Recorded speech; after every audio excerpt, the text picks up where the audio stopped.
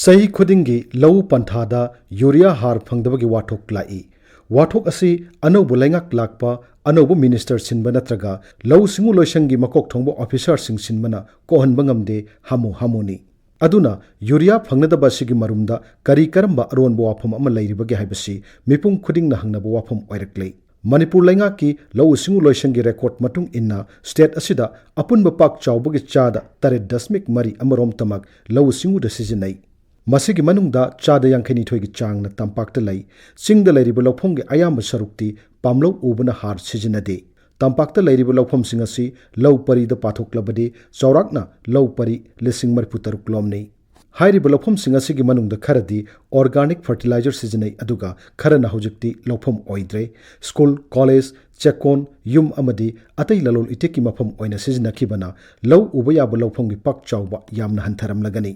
Adubu apunba record asida yumpham oiraga Manipurgi oina chahi amada mathau taribasi chawrakna urea metric ton chamani phuhumdoi romni Manipurgi oina urea asi chahi ge oina konanaba center dagi adumak phangi adubu har phangdabagi wathok asidi lep leite masigi maramsu leitaba natte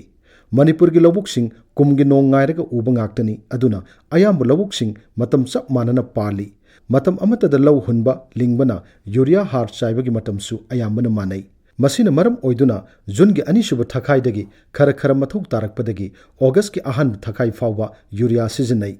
July thadadi kumgi nong mapung phana laklabanina ayamba lobuksing law panba loisinnai urea gi mathoksu yamna hengalai matam amatada lawmi singda har pibada khudongcha daba kaya mayoknai aduna urea gi wathok asi ayama matamda July thada thengnai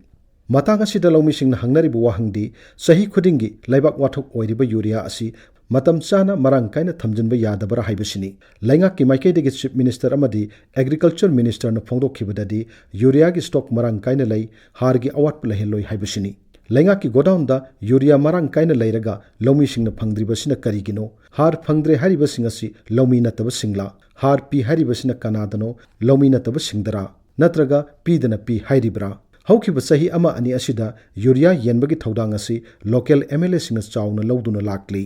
Saliba sahi asidasu MLA singna adumak thodang lawri adubu kanagumba kharadi vote pide haiduna MLA na natraga magi workers singna har piraktre haiba kholawsu tarai MLA na natraga magi workers singna piroi haidrabasu mikhalda thang ten paina kiba lambida thengnabada mai leithokna tuna chatnaba haksinna mikhal yawruba kangbudi MLA na yenba har lawba changba ngamni thajide aduna MLA na har yenbagi thodang lawba tarabadi lawmi kaya ama har phangde haibasi soidana chumgani State asigi lawmi singda har line amadi soidana phangan bahibasi thoina luba thabak natte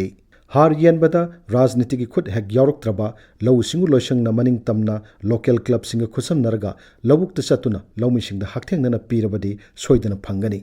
akaknaba matam mangjongna na lawthoklaga yenbada thungdab lawmi yawgani ningde pata copy lawba MLA singi khuthangda pibana lawmi singda har yohanba ngamloi Nitrogen gi chang chadani putaruk yongna yawduna pambi da yamna kanaba makhal gi har asi Manipur da natana malem gi lawmi sinasu yamna muk pamnaba har makhal amani aduga urea asi pambi khakta natana sanga gi machinjak hidak langthak semba yawna tongan ba hiram singdasu sijanabana masigi demand asi malem gi oina wangkhlai kana gumbanadi miyoiba gi chana thakna polam sing sabadasu sijanai hainabasu yawi aduna urea har asi atai hiram singdasu sijanabana Labukta sainaba pirakba har mamal henna atopada yonthokiba yawromloi hainingai leite aduga henna kupna yengningai oiribadi yumlo naba Myanmar da urea puthokpagi changa sijinabagi changa chawna khenaba asisuni haukiba English ngani taramapanda Myanmar da urea ton lakh ama lising kunmanga chahum mariphumapan puthokpa matamda sijinabana ton lakh mapan lising marphuni pan satrat yankai humdoi sijinaki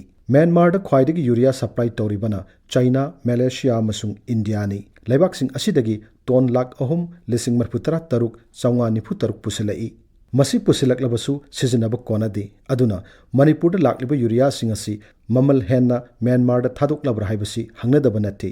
masi chumi haiba utpa yaba thodok kaya masu thokre Myanmar border nakna Manipur dagi har gari lot phakiba laikre phahudaba nathokiba kaya masu leiramloi hainingai leite har mangbagi natraga phangdabagi wathok asiga Myanmar da lonna thadokpaga mari lainabra haibasi thijinba mathau taraklei